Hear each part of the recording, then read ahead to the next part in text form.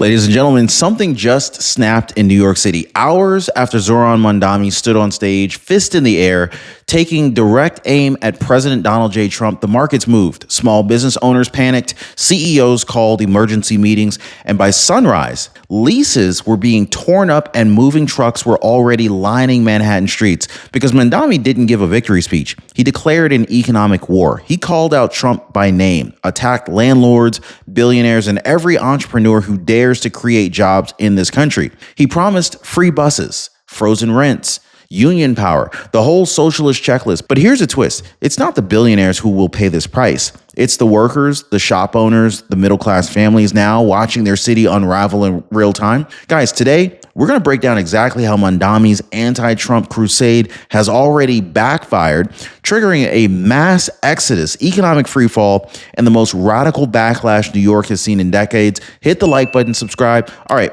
let's start right where this all began. That now infamous victory speech. Because what Zoran Mandami delivered on election night wasn't a message of unity or hope. It was a declaration of war against President Donald J. Trump and, by extension, every American who believes in free enterprise. He stood on stage, fist clenched, and said, "Donald Trump, since I know you're watching, I have 4 words for you. Turn up the volume." That's not governance. That is provocation. He didn't thank voters. He didn't talk about jobs. He launched a tirade against the very system that made New York thrive for over a century. The entrepreneurs, the landlords, and the job creators who keep the city alive. And so Trump, now back in the White House and steering a booming national economy, has been crystal clear about states that sabotage growth through overtaxation and socialism. And so what does Mandami do? He paints a target on his own city. Yeah, I know. I can't even make this stuff up, guys. He called out the Donald Trumps of our city, vowed to hold them to account,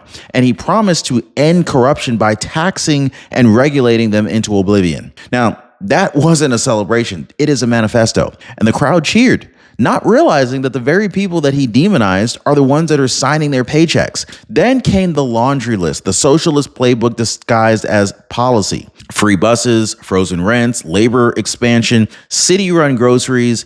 Every single one sounds compassionate right up until you ask the one question that only matters. Well, who's paying for all this stuff, right? Because let's be honest, guys, nothing's free. Somebody is footing the bill.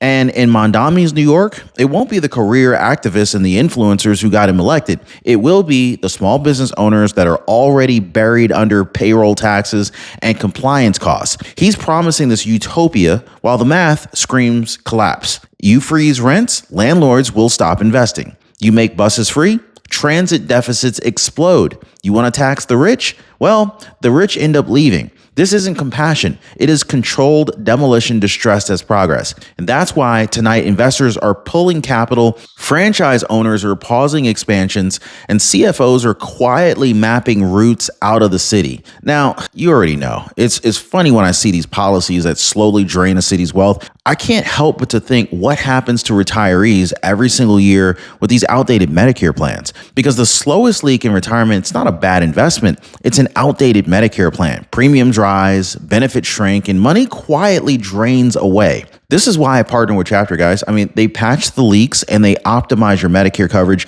so that so more money stays where it belongs with you. Now, one of our viewers, she said, "I didn't even realize how much I was losing until Chapter reviewed my plan." Wow. How much are you losing is the real question. So let me ask, are you just going to keep watching your money leak away? Or are you going to do what most people are already doing and fixing it? Now, most people are already dialing that phone number right there at the bottom of your screen, or they're visiting askchapter.org/Ron. That phone number again is 909-563-8279. And when you call Chapter, tell them Ron says hello, okay? Do that for me? All right. So, and here's what another viewer just shared with me after switching. So Donna Perry, she wrote, "Chapter helped me, Ron, save $600 and more. Thank you, Ron. I mentioned your name, smiley face." Hey, guys, that's real money back into real pockets. This is something that New York's socialists could learn a thing or two from. Now, the warning lights are flashing red, but Mandami's cheering crowd they're just too busy chanting to notice that the walls are closing in on them. I mean, let's talk about what's actually happening behind the scenes, shall we? Because while Mandami was giving his anti-Trump victory speech, business owners were making phone calls, not to congratulate him, but to get out. I'm talking about a quiet exodus. Leasing agents are saying that deals are suddenly on hold. Real estate brokers are getting phone calls from companies wanting sublets fast. You've got restaurant owners, logistic firms, and boutique manufacturers. They're all saying the same thing. If this is what New York voted for, oh, we're gone. And can you blame them? Like when you threaten to freeze rents and hike taxes, it's not just billionaires who react. It is everyone with a balance sheet. Now, we've already seen this story before. You guys remember California? Drop a California down below if you remember that, right? Elon Musk pulled Tesla operations to Texas. Joe Rogan moved his entire business to Austin. The Daily Wire left for Tennessee. Hundreds of firms followed, draining billions of dollars in taxable income. And so now Mandami is importing the same blueprint straight into Manhattan from California. The fallout is predictable. Collapsing commercial leases, disappearing investment, and yes, layoffs. Of course, layoffs. I mean, you can't build a worker's paradise when the employers are fleeing the zip code. You see what I'm saying here? This is why your screen should flash with a single phrase. Businesses flee New York.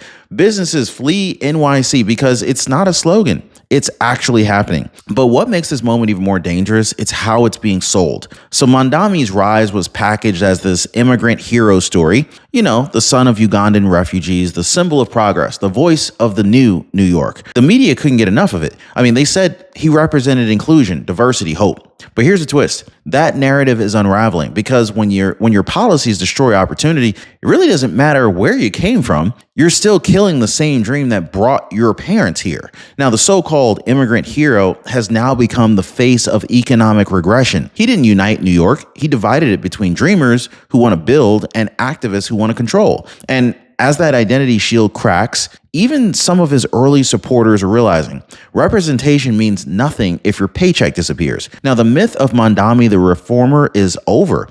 Now, what's left is Mandami the radical. And the mask, well, let's just say the mask just slipped. Now, here's where things get real interesting, because it's not just Wall Street panicking anymore. It is Main Street. It's the church pews, the boardrooms, and even the very communities that Mandami claimed to represent. Faith leaders are stepping up, rabbis, pastors, imams. They're saying that they don't want their congregations dragged into another round of socialist chaos crap. They're warning that envy is not a virtue, that class warfare is not compassion. And CEOs, well, they've started writing open letters. One Fortune 500 executive said it perfectly. You can't demonize success and expect success to stick around. Even small business groups, many of whom voted Democrat for decades, are quietly shifting allegiance. Why?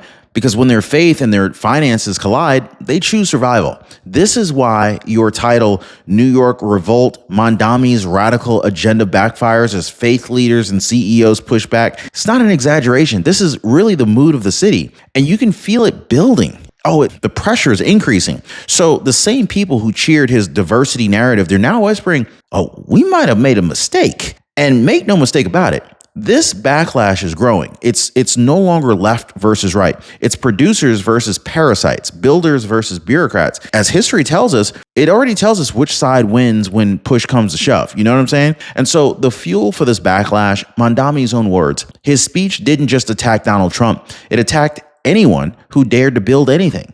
Quote, "We will hold bad landlords to account because the Donald Trumps of our city have grown far too comfortable." That's not leadership. That is resentment in a suit. He followed it up with even more. He said, "We'll put an end to the corruption that has allowed billionaires to evade taxation." Translation, anyone with ambition is now the enemy. This is textbook class war rhetoric. This is the kind that was used in every collapsing socialist regime in history. And it's driving fear into every corner of New York's investment community. Because when politicians start talking about accountability, they usually mean confiscation. Landlords are holding back new developments. Investors are diverting funds to Florida and Texas. Even mid-size employers are looking to relocate. Why?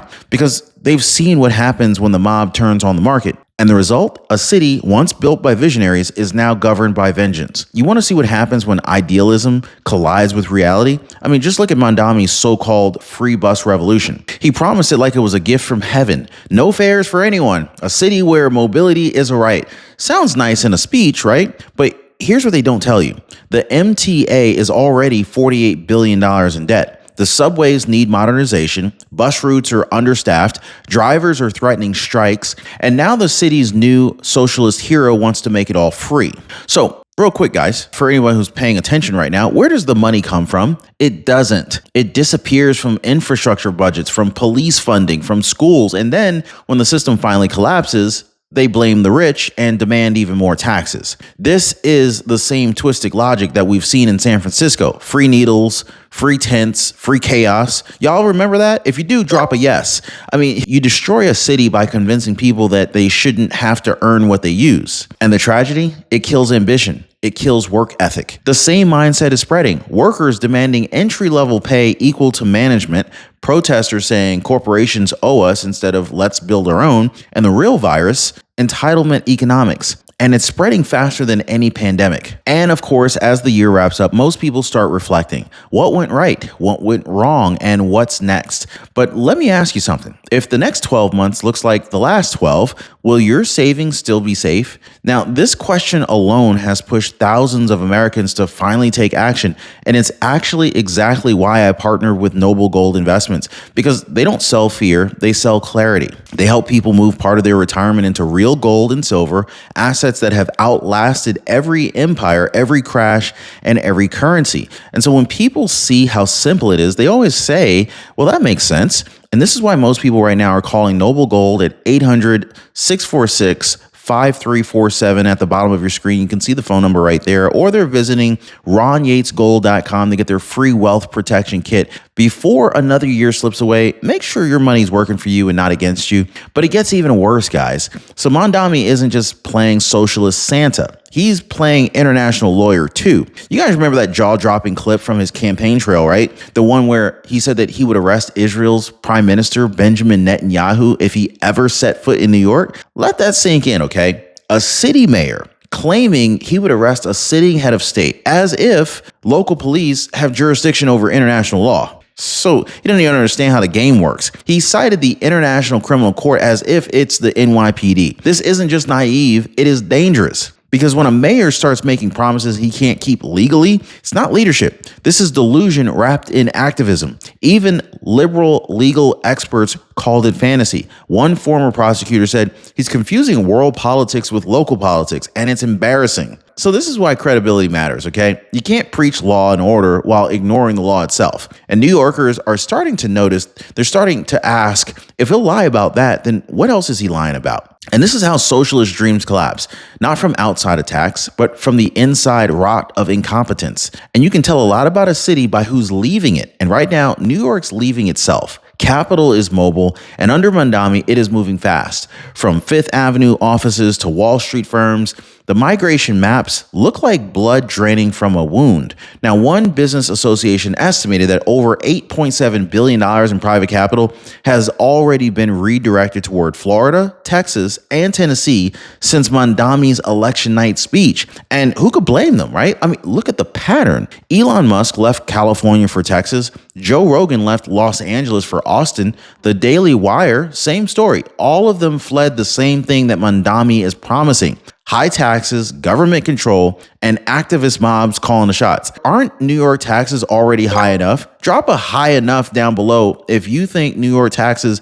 are already high enough, and this guy wants to raise them even more. So when you punish the producers, they pack up and leave. When you tax innovation, it relocates. And when you tell business owners that success is a sin, well, they stop confessing and they start moving. That ain't capitalism. That is collapsing. That is capitalism defending itself. And so every time one of these companies leaves, picture it, another neighborhood loses its spark, jobs vanish, tax revenue falls, you'll have another empty store in the middle of a shopping center, and the social programs that were meant to help the poor, well, they end up running dry too. This is not a theory anymore, guys. It's just math. And this kind of brings us to the tipping point. This is the ticking clock moment, because this is what it looks like when a city starts to crumble from the inside out. Commercial property vacancies in Midtown are rising again. Rental applications are down. Tourism is cooling. And businesses that stayed behind are quietly trimming payrolls, afraid to say the truth out loud. Meanwhile, Mandami stands at a podium shouting slogans about equity and justice, while the very people he claims to represent are losing their jobs. I mean, you can't freeze rents when the landlords are bankrupt. You can't run free buses when the routes are empty. And you can't build socialism on a shrinking tax base. This is a collapse in real time. And here's the irony, guys. It is happening under President Donald J. Trump's second term while the rest of the country is booming. Florida, Texas, Tennessee, they're thriving. New York, under Mandami's revolution, burning its own future for applause. So as America rises again, New York stands as the cautionary tale, proof that when you trade freedom for fantasy, you end up losing both. Now, this isn't just about one mayor. This is about a movement. This is a reminder that socialism sells fast, but freedom always collects the bill. Mandami wanted a revolution, but what he's getting is an evacuation. Like, subscribe, and share, because the truth deserves to travel faster than the exodus leaving New York tonight. Hey, by the way, guys, if you're one of the real ones who really enjoy what we do here on the channel, you've got to check out the Inner Circle. This is where our true supporters get exclusive access to content that I just can't share here, completely commercial free.